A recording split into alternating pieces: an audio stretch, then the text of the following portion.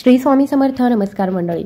उद्या आहे या वर्षातली म्हणजे 2025 मधली पहिली संकष्टी चतुर्थी आणि त्याच्यामुळे ही संकष्टी चतुर्थी अतिशय महत्त्वाची आहे. उत्तम दिवस आहे आणि शुक्रवारचा दिवस आहे.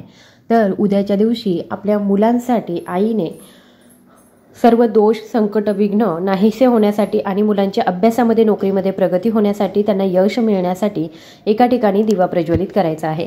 हा दिवा कसा प्रज्वलित करायचा आहे, काय करायचं आहे, संपूर्ण माहिती देणारा हा व्हिडिओ आहे. त्यामुळे व्हिडिओ अगदी शेवटपर्यंत बघत राहा. सर्वात प्रथम तर संकष्ट चतुर्थी म्हणजे काय, की गणपती बाप्पांना समर्पित असणारी ही तिथी आहे. गणपती बाप्पांची जास्तीत जास्त सेवा आपण संकष्टी चतुर्थीला करत असतो. आपल्या मुलांना यश आणि प्रगती व्हावी त्यांची, यासाठी गणपती बाप्पांची सेवा करणं विशेष महत्त्वाचं मानलं जातं. सर्वात पहिले म्हणजे आद्य दैवत जे आहेत तर ते गणपती बाप्पा आहेत आणि ते विद्येचे देवता आहेत. म्हणूनच आपल्या मुलांची प्रगती व्हावी असं वाटत असेल तर प्रत्येकाने संकष्टीचं व्रत जे आहे ते करायचं असतं. आता कुटुंबातील एखाद्या व्यक्तीने जरी आपल्या मुलांसाठी हे संकष्टीचं व्रत केलं तरीसुद्धा चालतं, पण एकाने तरी हे व्रत केलं पाहिजे. आणि या व्रतामध्ये बघा उपवास करणं असतं, पण तुम्हाला जर उपवास करणं शक्य नाही तर हरकत नाही, फक्त गणपती बाप्पांची सेवासुद्धा तुम्ही करू शकता. गणपती अथर्वशीर्ष किंवा मग गणपती स्तोत्र जे आहे, गणेश स्तोत्र जे आहे तर त्यांचं पठण आपल्या घरामध्ये झालं पाहिजे. बघा आपल्या घरामध्ये लहान मुलं असतात, म्हणजे लहानाची मोठी जेव्हा मुलं होत असतात तर तेव्हा गणपती बाप्पांची कृपादृष्टी आपल्या घरावरती, आपल्या मुलांवरती असणं फार महत्त्वाचं असतं. म्हणून जेव्हा संकष्टी चतुर्थी असते तर गणपती बाप्पांना स्नान घालत म्हणजे गणपती बाप्पांना एक पळी घ्यायची, त्याच्यामध्ये पाणी घेऊन आपण हे थोडं थोडं पळीने पाणी घालत गणपती अथर्वशीर्ष म्हणजे काय, थोडक्यात की जलाभिषेक आपल्याला करायचा आहे गणपती अथर्वशीर्ष म्हणत आणि हे पाणी जे आहे ते आपल्या मुलांना पिण्यासाठी द्यायचं आहे. त्याचबरोबर आपल्या घरातील प्रत्येक व्यक्ती जे आहे त्याने याच्यातलं थोडं थोडं पाणी जे आहे ते पिलं तरीसुद्धा चालतं. गणपती बाप्पांची अखंड कृपा आपल्यावरती राहते. तर आता उद्याच्या दिवशी आपल्याला एक अत्यंत प्रभावी असा उपाय करायचा आहे गणपती बाप्पांना प्रसन्न करून घेण्यासाठी, मुलांच्या अभ्यासात प्रगती होण्यासाठी, नोकरीत यश मिळण्यासाठी.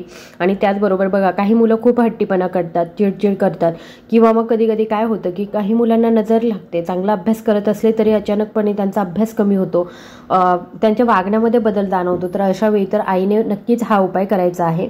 तर उपाय काय आहे, सकाळी सकाळी बघा आपण देवी देवतांची, आपल्या देवघरातील देवतांची पूजा वगैरे करून घ्यायची आहे. त्याच्यानंतर आपल्याला दिवा वगैरे सुद्धा प्रज्वलित करायचा आहे.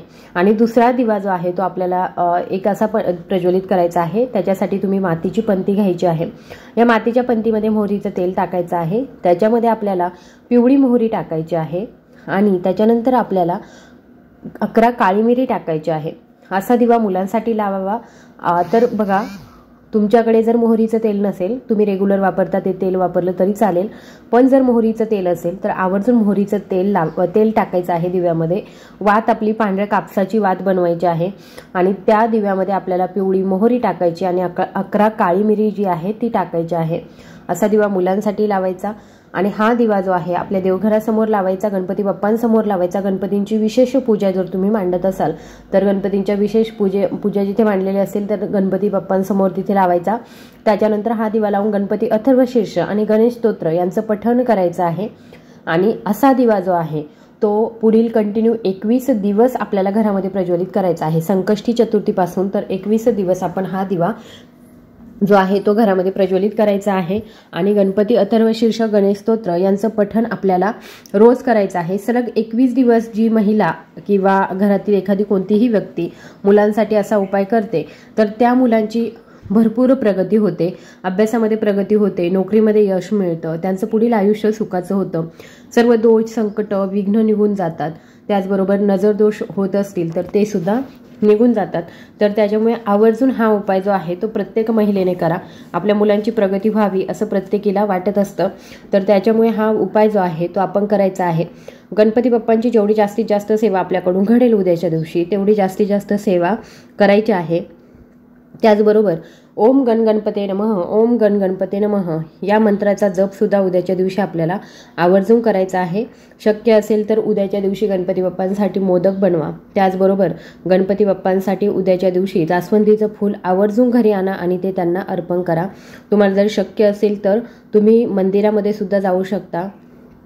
तर दुर्वांचा हार जो आहे तर तो आपल्याला घेऊन जायचा आहे किंवा किमान 21 दुर्वांची जोडी जी आहे ती गणपती बाप्पांना अर्पण करायची आहे. गणपती बाप्पांना ती खूप प्रिय असते. आणि त्याचबरोबर जास्वंदीची फुलं जर असतील तर ती सुद्धा अर्पण करा. जर तुम्हाला उद्याच्या दिवशी शक्य झालं तर मंदिरामध्ये या गोष्टी अर्पण करा.